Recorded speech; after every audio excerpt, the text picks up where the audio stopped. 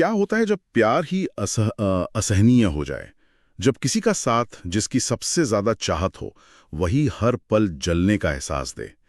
आज हम सूर्यदेव और उनकी पत्नी संज्ञा की एक ऐसी ही कहानी की गहराइयों में उतरेंगे। हमारे पास जो स्रोत हैं वो एक ऐसे रिश्ते की कहानी बताते हैं जिसमें प्यार, त्याग, पहचान और धोखे की कई परतें हैं। और हमारा मकसद है इस कहानी के जरिए इन जटिल भावनाओं की गुत्थी को सुलझाना। और ये सिर्फ देवी देवताओं की एक पौराणिक कथा नहीं है ना? नहीं, बिल्कुल नहीं। दिव्य पात्रों के बावजूद ये एक बहुत ही गहरी मानवीय कहानी है। यह हमें दिखाती है कि कैसे कभी-कभी सबसे चमकदार रोशनी भी किसी के लिए अंधकार का कारण बन सकती है।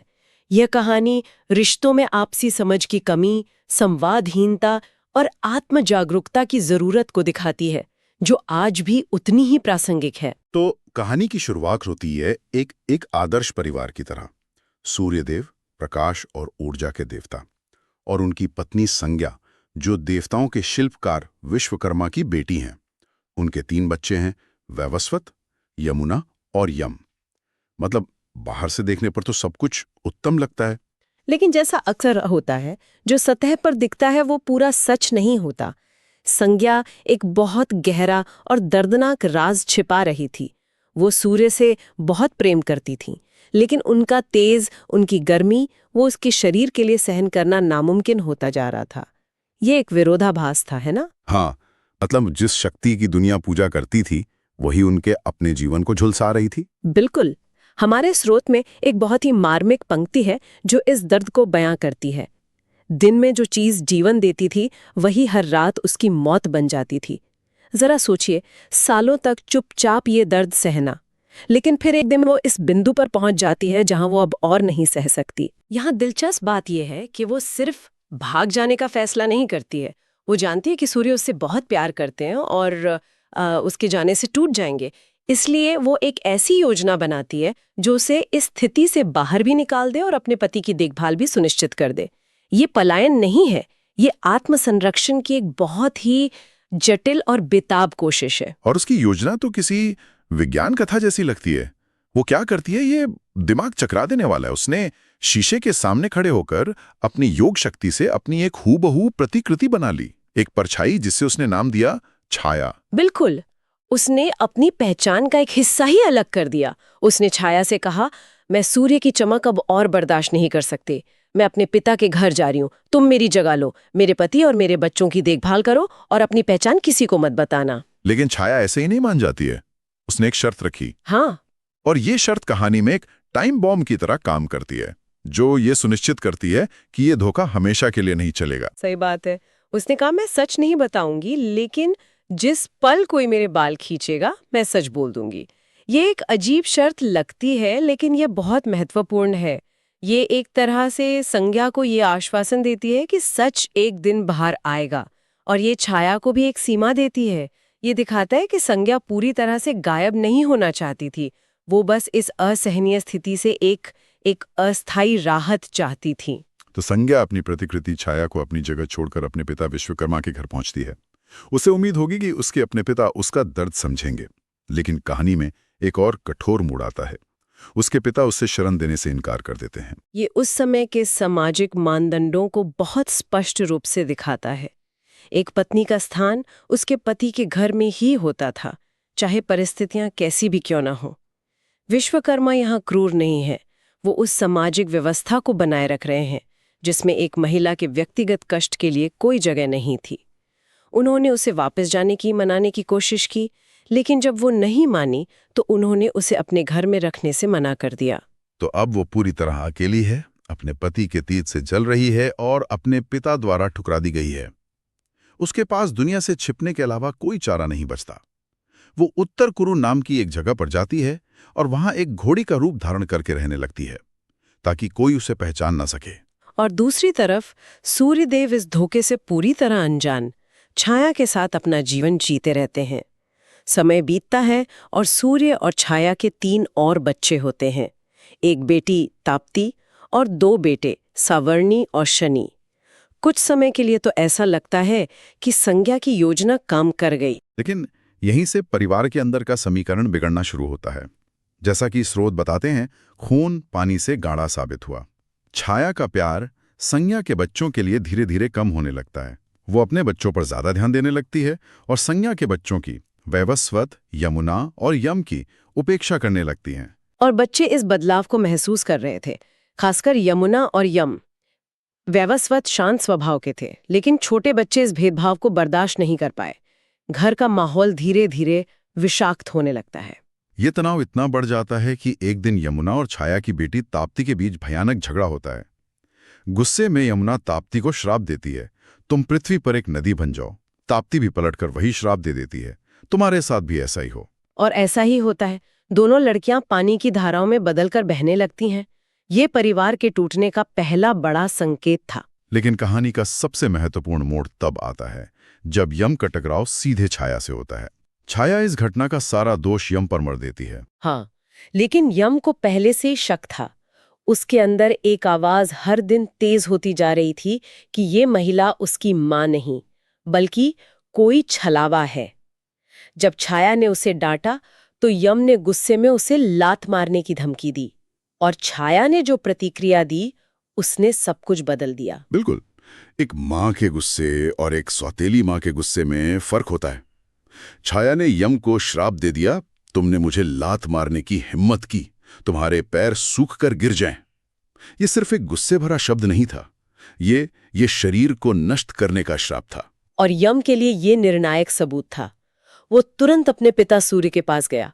उसने जो कहा वो बहुत मायने रखता है। मैंने तो सिर्फ अपना पैर उठाया था और उन्होंने मुझे श्राप दे दिया। कौन सी माँ अपने बेटे के शरीर को श्राप देती है? ये वो क्षण है जहां धोखे का पर्दा उठना शुरू हो जाता है। यम की इस बात ने सूर्य को भी सोचने पर मजबूर कर दिया।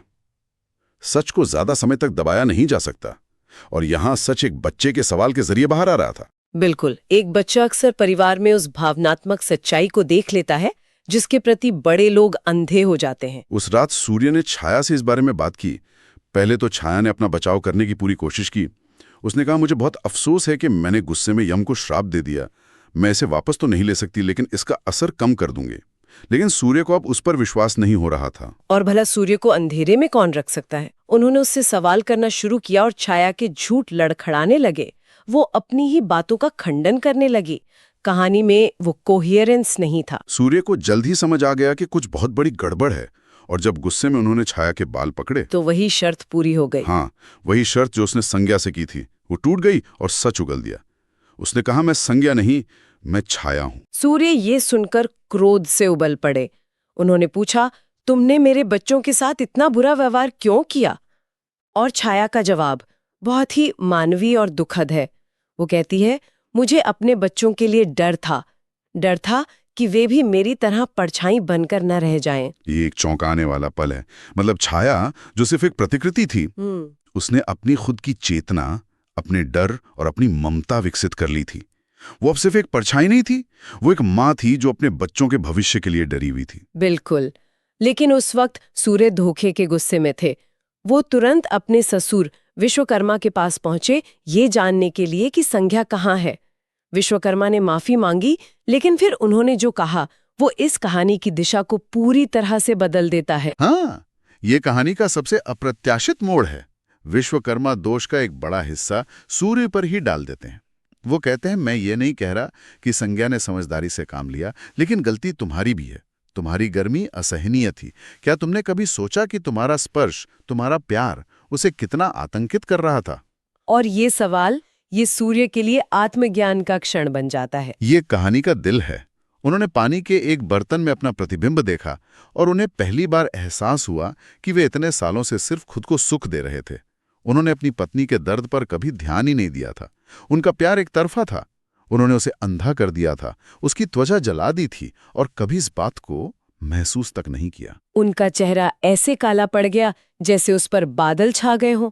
उनका अहंकार टूट गया।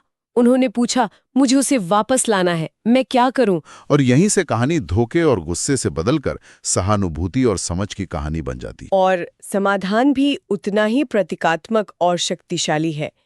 विश्वकर्मा, जो देवताओं के शिल्पकार थे, कहते हैं, समस्या तुम्हारी अतिरिक्त ऊर्जा है।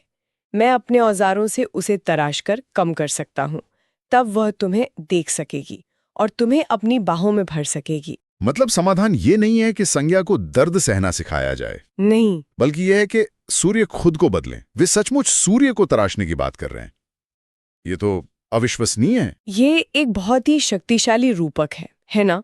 रिश्ते को बचाने के लिए जो शक्तिशाली है उसे झुकना होगा, उसे अपनी पहचान के एक हिस्से का त्याग करना होगा। ये आपसी समझ और सामंजस्य की सबसे बड़ी जीत है। सूर्य को अपनी सबसे बड़ी ताकत को अपने प्यार के लिए नियंत्रित करना सीखना पड़ा। और ये उपाय काम कर गया। विश्वकर्मा ने अपनी छीनी हथौड़ी से सूर्य की अतिरिक्त चमक को तराश दिया। अब सूर्य के पास अपने मूल तेज का केवल 16वां हिस्सा बचा था, एक बदला हुआ नर्म सूर्य। इसके बाद कहानी का सबसे खूबसूरत हिस्सा आता है, पुनर्मिलन। ये परिवर्तित सूर्य उत्तर कुरु पहुंचे, जहां संज्ञा घोड़ी के रूप में रह रही थीं। उसे देखकर सूर्य ने भी घोड़े का रूप धारण कर लिया। पहले तो संज्ञा अपने पति को पहचानकर डर से भागने लगी। उसे वही पुराना जलने वाला दर्द याद आ गया। उसे लगा कि वो फिर से जल जाएगी, लेकिन फिर वो रुक गई। उसे एहसास हुआ कि कुछ बदल गया है। जो तेज पहले आतंक का कारण था, वही अब प्यार और आराम का स्रोत बन गया था। हमारे स्रोत इसे बहुत खूबसूरती से बयां करते हैं। उसे महसूस हुआ कि सूर्य की आग अब उसे जला नहीं रही है। ये एक कोमल चमक थी जो उसके चेहरे को सहला रही थी, उसकी आंखों को चूम रही थी। एक हल्की गर्मी जो सुखद और आकर्षक थी। लपटें अभी भी शानदार थीं, लेकिन अब बहुत शांत और आमंत्रित करने वाली थीं। संज्ञा ने उन्हें गले लगा लिया और जान गई कि वो अब कभी उनसे अलग नहीं होगी। उन्होंने उस जानवर के रूप में एक दूसरे का आनंद लिया और उनके जुड़वा बच्चों का जन्म हुआ। और चूंकि उनका जन्म तब हुआ जब वे अश्व यानी घोड़े के रूप में थे, इसलिए उन जुड़वा बच्चों को अश्विनी कुमारों के नाम से जाना गया, जो बाद में देवताओं के वैद्य बने। इस पुनर्मिलन का प्रतीकात्मक अर्थ बहुत गहरा है। एक रिश्ते के ठीक होने से उपचार पैदा होता है। कहानी का अंत इस बात पर होता है कि वे अपने असली रूप में घर लौट आए और संज्ञा को फिर कभी किसी छाया की जरूरत नहीं पड़ी। तो इस सब का क्या मतलब है? ये कहानी एक पत्नी की बेबसी, एक पति की बेखबरी और सहानुभूति के मुश्किल रास्ते की है। यह हमें याद दिलाती है कि सबसे शक्तिशाली लोगों को भी ये ध्यान रखना चाहिए कि उनका दूसरों पर क्या प्रभाव पड़ रहा है। प्यार सिर्फ महसूस करने के लिए नहीं, बल्कि समझने के लिए भी होता है। ये समझने के लिए कि आपका प्यार कहीं आपके साथी के लिए बोझ तो नहीं बन रहा। बिल्कुल। और मैं श्रोताओं के लिए एक अंतिम विचार छोड़ना चाहती हूँ। इस कहानी में समस्या के समाधान के लिए एक प्रतिकृति छाया को बनाया गया था, लेकिन समय के साथ उसने अपनी चेतना, अपने डर और अपनी ममता विकसित कर ली। यह हमें सोचने पर मजबूर करता है कि किस बिंदु पर एक परछाई या एक नकल की अपनी पहचान बन जाती है। एक समस्या का समाधान कब खुद एक नई समस्या बन जाता है, जिसके अपने अधिकार और अपनी भावनाएं होती हैं। ये एक ऐसा सवाल है जो छाया के दृष्टिकोण से इस कहानी पर फिर से विचार करने के लिए प्रेरित करता है।